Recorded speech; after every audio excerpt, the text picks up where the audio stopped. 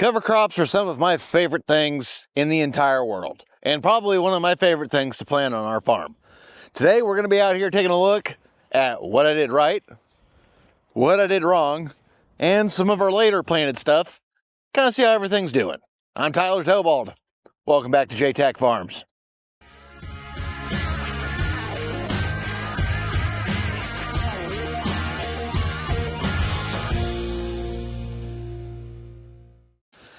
So here we are, wandering around our multi-species cover crop, following our wheat. Now, though we're getting some pretty decent growth, you probably noticed already, we've got some drought stress in here. Quite a bit of it.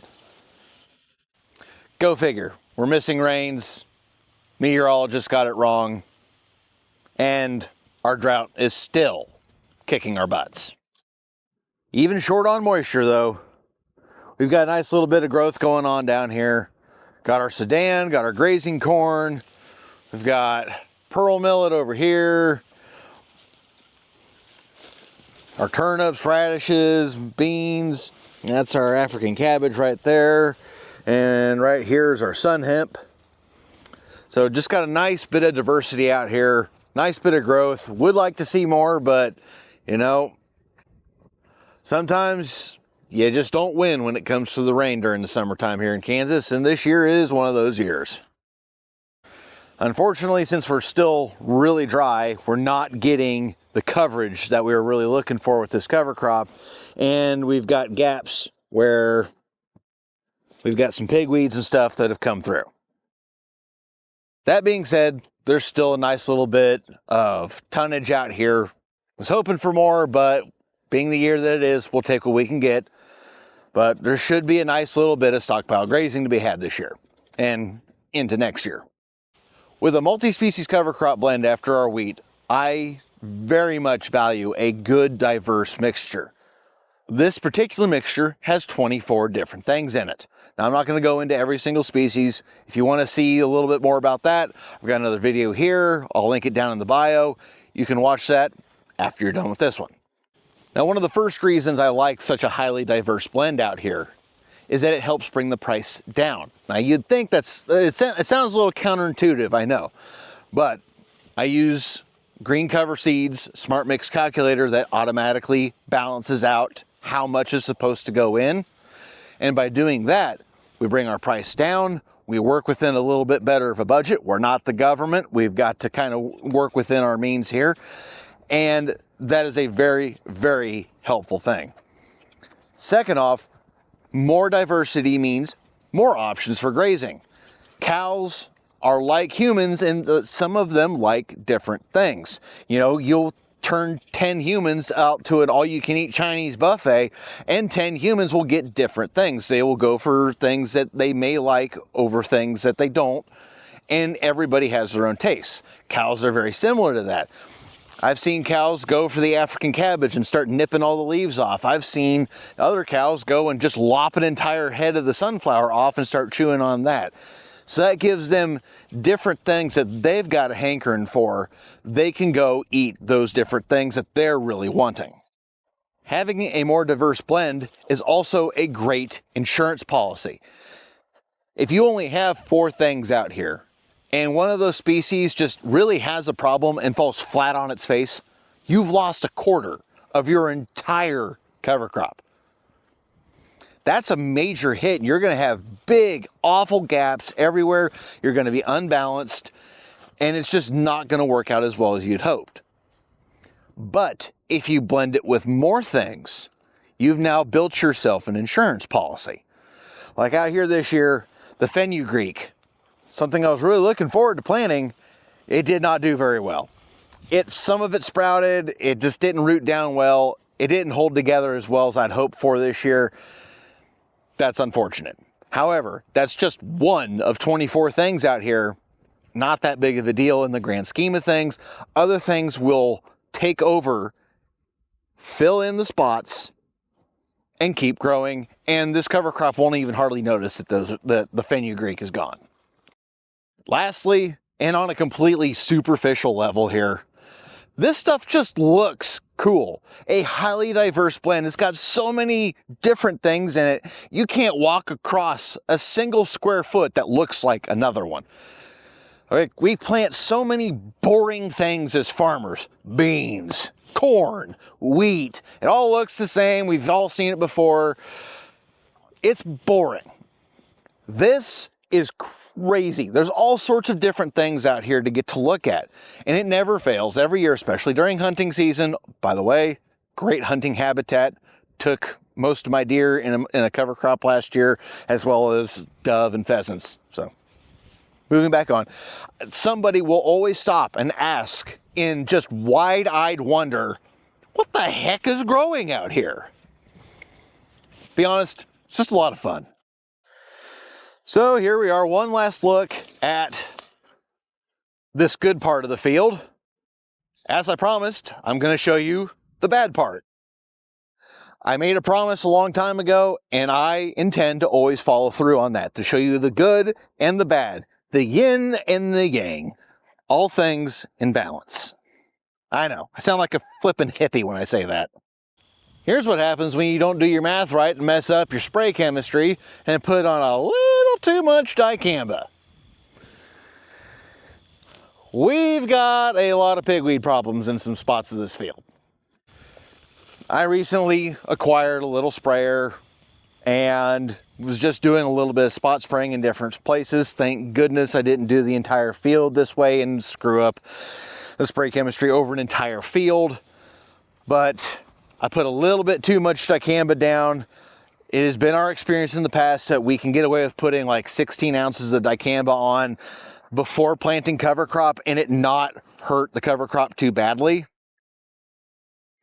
I did my math wrong and ended up spraying a little over 20, which you wouldn't think 4 ounces an acre would make that much difference, but it did. It slowed the cover crop down enough out of the gate that the pigweeds were able to come back and get ahead of the cover crop, which now makes the mess we've got.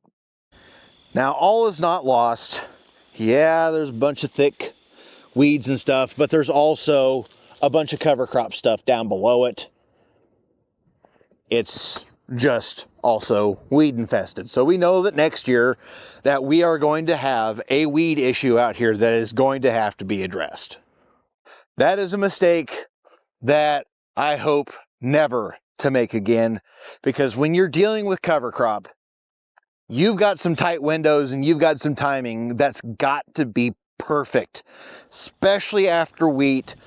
Trying to keep things under control, like your volunteer wheat or any of your broadleaves and stuff like that, you've got to make sure you get your chemistry right and you get stuff timed right. Otherwise, you're going to have a weedy mess in your cover crop. Now, sometimes you do all your math right and you do your best and still you mess up your timing. Unfortunately, that's just part of it. Sometimes you win and get all your weeds controlled and have a really nice clean cover crop, and some years you don't. Unfortunately, we just kind of deal with it and move on, knowing that we're going to have to address it next year. Now, here's something that I love getting to see. I don't know if you can see it on the camera or not. There's a bee in that sunflower. Look at him all caked up in pollen there. I love getting to see pollinators out here. And then that one, you see that little moth there?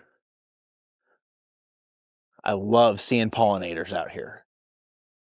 Like I said before, good and bad. This is how much more difference an inch of rain makes in growing the cover crop. This stuff up north here looks 1,000 times better. Much thicker, much more tonnage, a lot more height, and it's all still green. Now this is what I'm talking about. Great bit of diversity, stuff still green and growing. Got a bunch of stuff starting to bloom.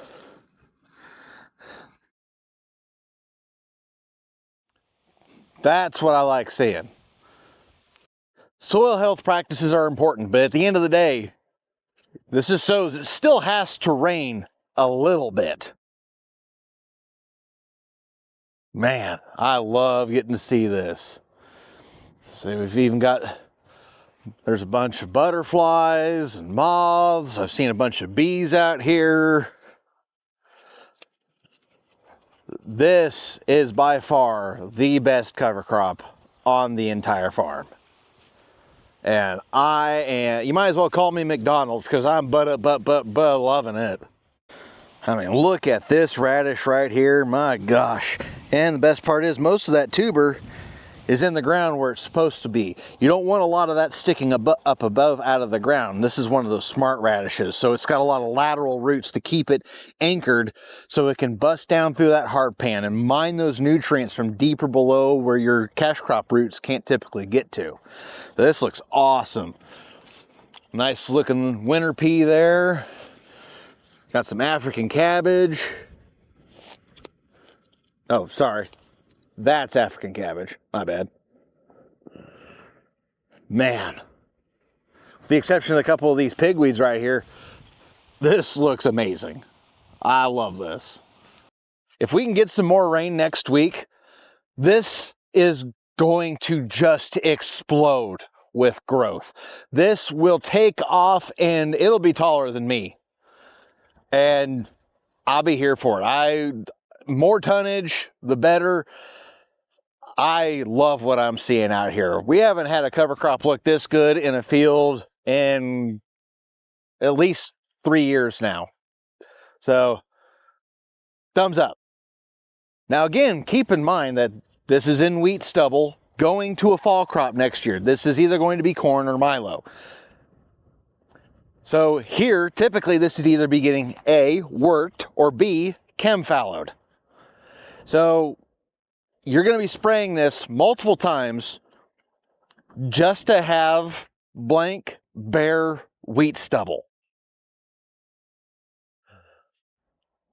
This looks a lot better. You're doing more for your soil by having something like this here than you are just having a bunch of bare, dead dirt. Because instead of having blank, bare dirt here, we now have soil teeming with life, with stuff actively growing out here. We are growing high quality cow chow. And through that high quality cow chow, we are going to be cycling nutrients back into our soil. All the nutrients that are in these plants, the cows are going to eat them. They're going to run them through their rumen and they're going to redeposit them right back on the ground in a nice patty shaped form, which will then soak back into the ground to be used by the following crops. In addition to all of that, we also have our legumes out here making nitrogen. We're rolling over a nitrogen credit every single year now. We've been doing this now for over 10 years. We have gotten a nice nitrogen credit that we're now really getting into. More nitrogen credit, more available nitrogen in the soil means less that we have to put on. We're also shading the soil. We're keeping it cooler. We're keeping it in place, minimizing and for the most part eliminating erosion out here over the summer. There's a lot of good that this cover crop is doing for us, rather than wasting time tearing it up with a disc or spending, probably ending up at $90 an acre trying to keep this thing clean with chem-fallowing. Not only are we saving money by not having to spray this a bunch of times over the summer and also having to put on less nitrogen on our following crop, we're also saving money on cattle feed as well. We don't have to put near as much silage up as we used to. Like if our corn wouldn't have failed this year, we wouldn't have chopped any silage at all because we have all of this forage that we can make use of. I am just over the moon happy with how this cover crop looks out here. This is tremendous and makes me very happy. Again, I wish every single cover crop acre on the entire farm looked this nice. All right, let's go look at the later planted stuff and see how it's faring. So here we are in some of my uncle's cover crop. He opted not to plant his cover crop early this season, thinking that maybe we were going to be getting a little bit more rain, get some more volunteer weed up, and be able to get the field a little cleaner before planting the cover crop. However, unfortunately, that didn't really pan out. And we just don't have a whole lot of growth on his cover crop this year. And unfortunately, it's also pretty weedy. This goes back to what I mentioned earlier, that even when you think you've got your timing right and stuff worked out right, on occasion, things will still kind of bite you. We got a lot of pigweed pressure out here. They may be small, but there's a bunch of them. Now, I'm not dogging on my uncle or anything like that. I get why he made that decision. I made the same call on a 24-acre patch of mine. It had weed pressure after wheat, and I was worried I was going to have even more, so I decided to hold out and wait and try to get another crop of weeds up to get it clean before I went in with the cover crop. Unfortunately, those rains never materialized. Go figure, the meteorologist got it wrong. But now we're left with a shorter, thinner cover crop with weed pressure.